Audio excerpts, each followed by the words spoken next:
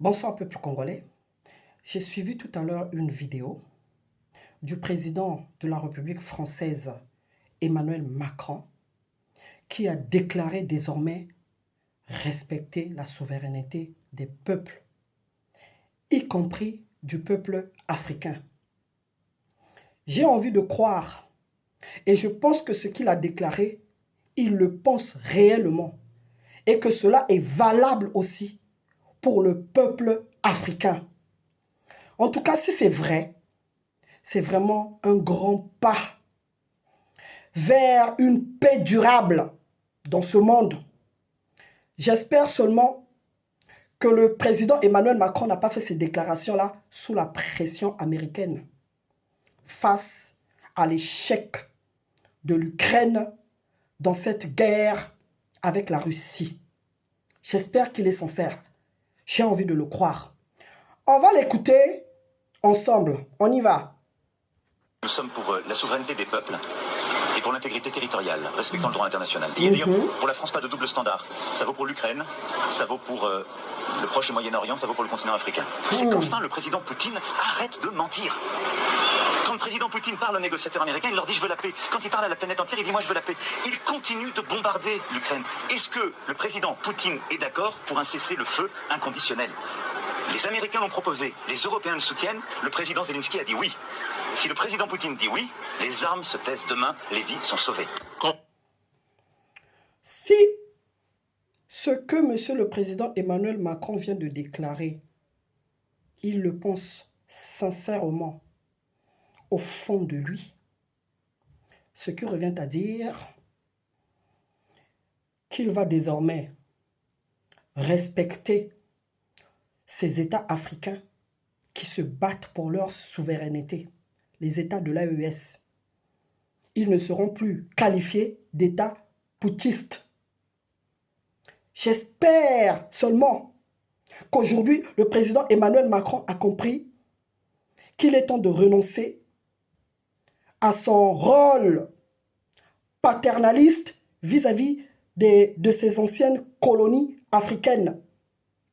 Et que le président Emmanuel Macron est prêt aujourd'hui à laisser les peuples africains choisir les personnes qu'ils veulent mettre à la tête de leurs États.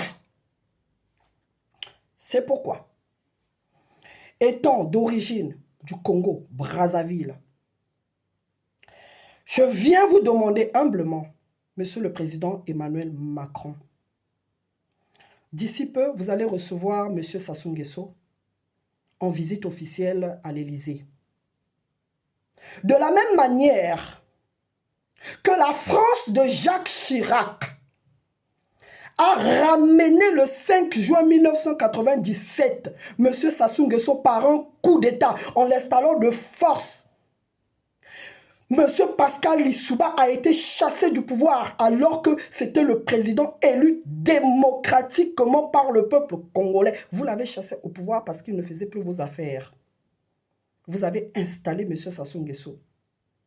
Cette guerre a fait plus de 300 000 victimes au Congo-Brazzaville. 28 ans après, le bilan de M. Sassou Nguesso que vous avez ramené de force au pouvoir, il est calamiteux, catastrophique pour le peuple africain. Nous sommes la voix des sans-voix. Au Congo-Brazzaville, vous savez très bien que même lorsque les salaires ne sont pas payés, lorsque les pensions ne sont pas payées, personne n'a le droit de tousser, personne ne peut contester, personne ne peut manifester. Le Congo-Brazzaville est devenu une prison à ciel ouvert, un tombeau à ciel ouvert. Tous ceux qui dénoncent sont tout de suite mis en prison. Je viens très respectueusement vous demander de reprendre votre vallée parce que notre peuple souffre énormément. Le Congo-Brazzaville a régressé de 100 ans. Vous ne pouvez pas nous expliquer qu'en 2025, que l'eau potable et l'électricité sont des denrées rares dans un pays producteur de pétrole, dans un pays de 5 millions d'habitants. Et aussi, Monsieur le Président Emmanuel Macron, je compte sur vous pour arrêter Patrick Pouyanné, le PDG de Total, qui dernièrement a promis donner 500 millions à M. Sassou Nguesso pour sa campagne présidentielle de 2026. Total a toujours été là pour le dictateur Sassou Nguesso. Le financement des armes lors de la guerre de 1997 a été organisé par Elf à l'époque, Total aujourd'hui. Il est temps que tout ça s'arrête. J'espère que vous n'avez pas seulement parlé pour l'Ukraine. J'espère que les droits humains sont valables aussi pour les États africains. Monsieur Sassou Nguesso n'a jamais organisé une élection libre, apaisée, démocratique et transparente. Donc en 2026, c'est encore un coup de force qui se prépare et le peuple congolais n'en a plus besoin. Le peuple congolais a besoin de moyens pour reconstruire le Congo. Donc, si cet argent peut être versé aux organisations de la société civile pour permettre à nos jeunes de se débrouiller, ça serait déjà une bonne chose. Dans nos rapports avec la France, parce que vous le voyez très bien, que la politique de la France en Afrique, elle est devenue toxique pour le peuple africain. C'est vous qui parlez même de sentiments anti-français en Afrique. Comme vous voulez vraiment de la paix, vous souhaitez vraiment la paix, en tout cas, nous saluons ça, le président Emmanuel Macron. Prenez M. Sassou Nguesso, s'il veut aller s'installer, se retrancher à Oyo, définitivement. Nous sommes prêts à l'accorder cela. Mais qu'il nous laisse le pouvoir, qu'il laisse le peuple choisir quelqu'un d'autre. Nous avons besoin d'une période de transition au Congo-Brazzaville et c'est la transition qui va organiser des élections libres, transparentes, démocratiques et apaisées dans notre pays. Nous ne voulons pas que la France vienne encore nous imposer, que ce soit Christelle Sassou Nguesso ou un autre membre de l'entourage de M. Sassou Nguesso. Ces gens ont failli, ils ont montré leurs limites.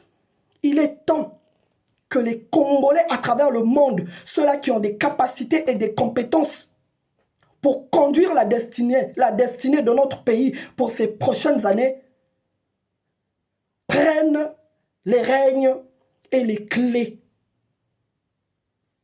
de notre pays.